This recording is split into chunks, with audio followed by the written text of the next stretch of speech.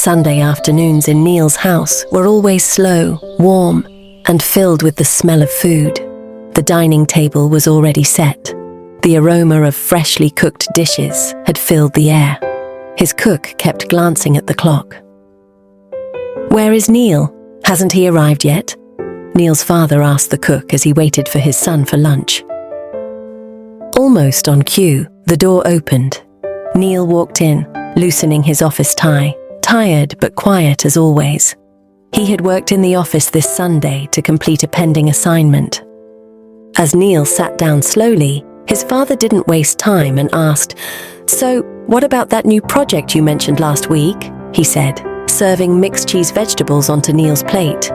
"It starts in 3 months. They've included me in the core team," he said, taking a sip of water. His father smiled. "That's wonderful." But Neil hesitated. His father narrowed his eyes. "But what?" "They want me to be the team leader," Neil said softly, "which means marketing meetings, interviews, presentations, interacting with people every day. That's not my cup of tea. I'm thinking of quitting the project." His father's spoon froze mid-air. "Quitting?" he repeated sharply. "Yes, I'm not comfortable being in the limelight."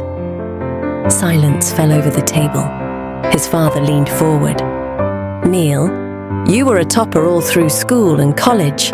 Your teachers and professors spoke about you as if you were a miracle. You didn't work this hard to hide behind desks." Neil avoided his eyes. "You deserve bigger opportunities. Running away won't take you anywhere," his father said firmly. "I'm not running, I just know my limits," Neil snapped, standing up. "No, you know your fears," his father said, his voice firm and sharp. Neil stormed away into his room, ending the conversation abruptly. That night, as Neil sat in his room going through his office files, his father knocked and entered. "I've fixed an appointment for you tomorrow," he said calmly, "with my old friend, Dr. Mehra. She's a psychologist." Neil shot up. "What? I don't need a doctor." "You need direction. Your habit of avoiding people will ruin both your career and relationships," his father replied firmly. "I won't go." "You will. 7 in the evening.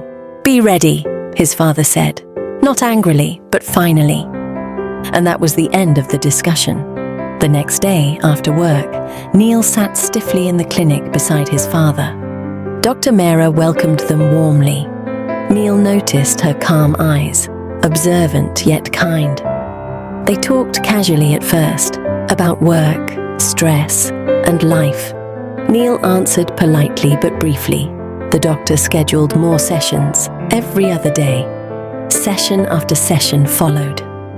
Dr. Mehra tried to uncover the root of his withdrawal from the world. But Neil remained guarded. He listened, yet never truly opened up. Until one evening, Dr. Mehra gently said, "Neil, if you don't open up to me, how can I help you? Your father trusts that I can guide you.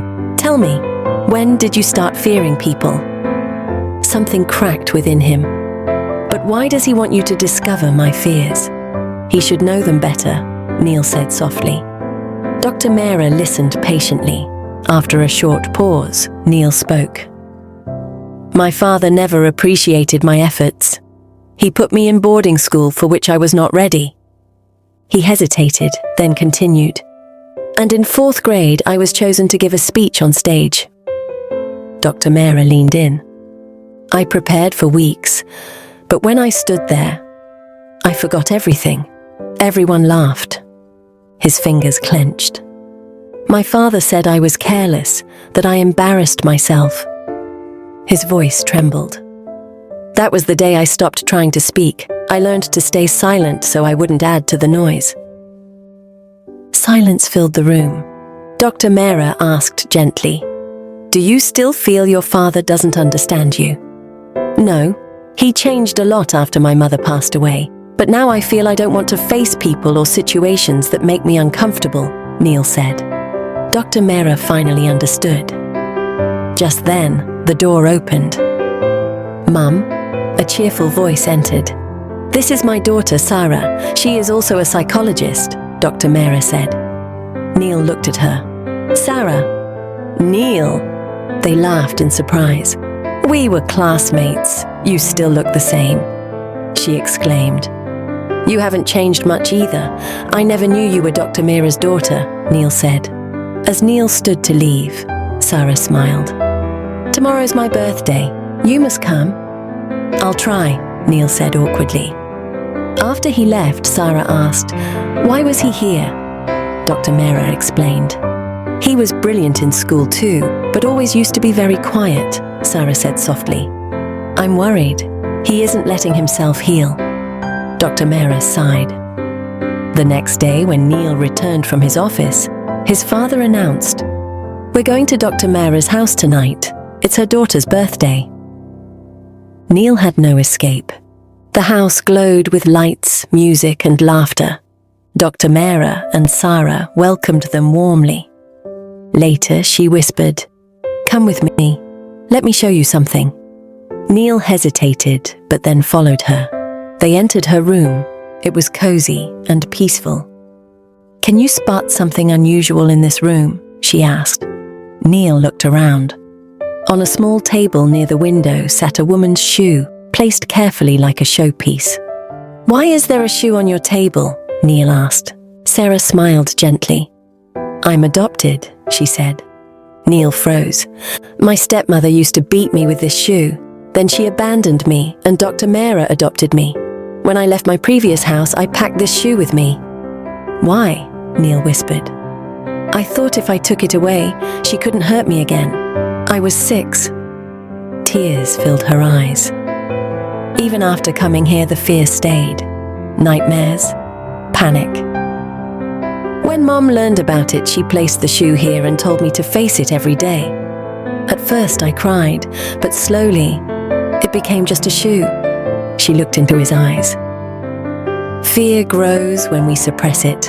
It weakens when we acknowledge it, when we put it on the table. Neil felt something shift inside him. You should face your fears too, she said softly.